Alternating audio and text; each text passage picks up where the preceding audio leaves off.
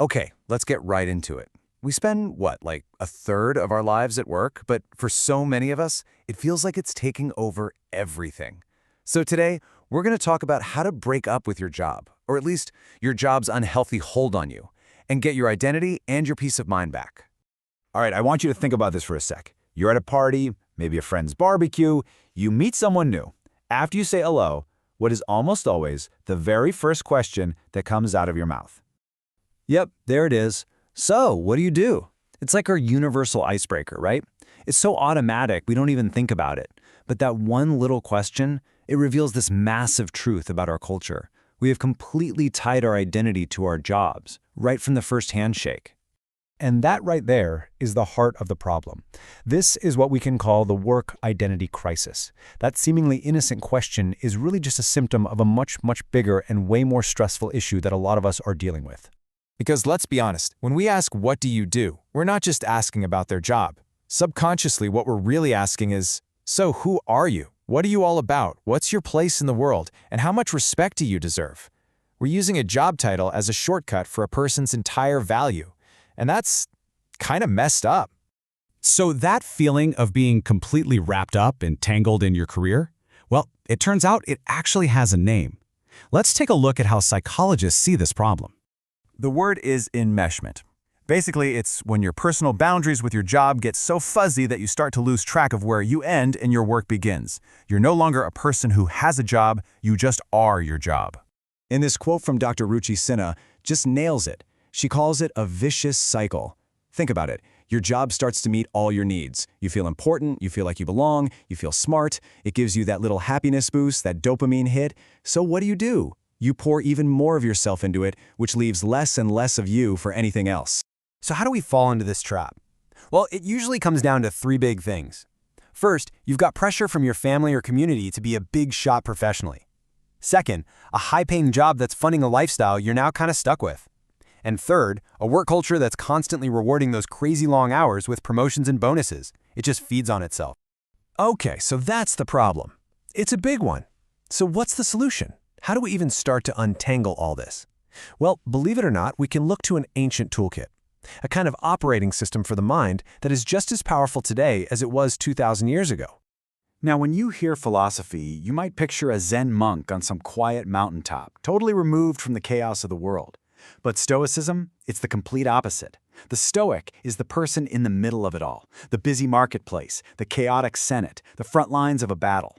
This philosophy wasn't designed for people trying to escape the world. It was designed for people living right in the thick of it.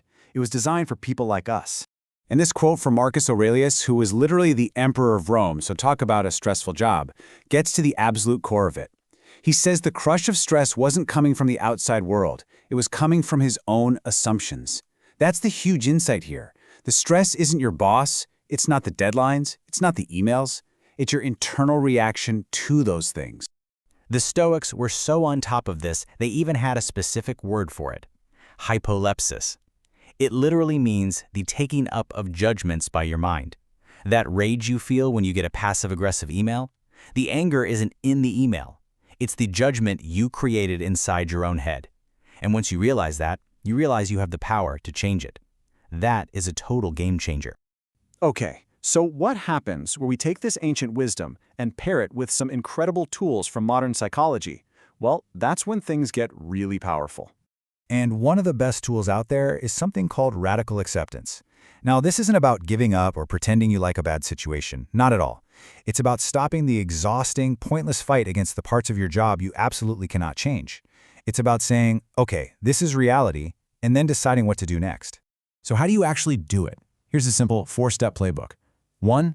Assess. Just write it all down. Everything about your job that drives you insane. 2. Whittle it down. Be real with yourself. Which of these things can you actually influence? 3. Choose your battles. You can't fight everything, so pick what's really worth your energy. And 4, the most important step, accept and refrain. For everything else on that list, you practice changing your internal voice from, "This is so unfair," to, "It is what it is, now what?" So you see where this is all going, right? Stoicism, radical acceptance, all these tools are pointing toward one ultimate goal: creating a healthy distance. It's about learning the art of psychological detachment. And we need this skill now more than ever. Get this. A study by Yellowbrick found that 70% of millennials they surveyed said they identify only through their jobs. Let that sink in. 70%. That's not just enmeshment, that's a full-blown identity emergency. Okay, so how do we actually start practicing detachment? Here's some fantastic practical advice. First, just keep telling yourself, my job funds my life, it doesn't define my life. Next, let your bosses do the heavy lifting. You are not paid enough to care more than they do. Create hard boundaries. Log off at 5 p.m., actually take your lunch break. And please, stop killing yourself trying to prove your worth to people who are never going to see it anyway. And my favorite one, schedule your rest and hobbies in your calendar like they are can't-miss meetings with the CEO. And if you're trying to break that toxic cycle of feeling like you have to earn your right to rest, ask yourself these two incredibly powerful questions. First, am I working late right now because of shame or anxiety? And second, is there something else I'd rather be doing but I feel like I haven't earned it yet? This really gets to the heart of that toxic belief that rest is a reward instead of, a basic human need. So, there you have it. You've got a whole new toolkit now. You've got the ancient wisdom of the Stoics to manage your inner world, you've got modern psychology like radical acceptance to handle the outer world, and you've got practical detachment strategies to build a real wall between the two. So, I'll just leave you with this one last thought. Your career is a part of your life, for sure, a big part. But the question you've really got to ask yourself is this: is it your life sentence?